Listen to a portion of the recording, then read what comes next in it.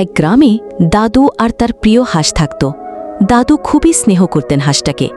একদিন দাদু ভাবলেন, পুকুরে যদি মাছ চাষ করি তাহলে হাঁসটা সাঁতার কাটবে আর আমি মাছ বিক্রি করব। তারা একসাথে পুকুর পরিষ্কার করল, ছোট ছোট মাছ ছাড়ল। প্রতিদিন দাদু আর হাঁস মিলে খাবার দিত মাছেদের। হাঁসটা সাঁতার কাটত আর দাদু হেসে দেখতেন। দিন যেতে লাগলো, মাছ বড় হতে লাগলো। দাদু খুশি, হাঁস খুশি।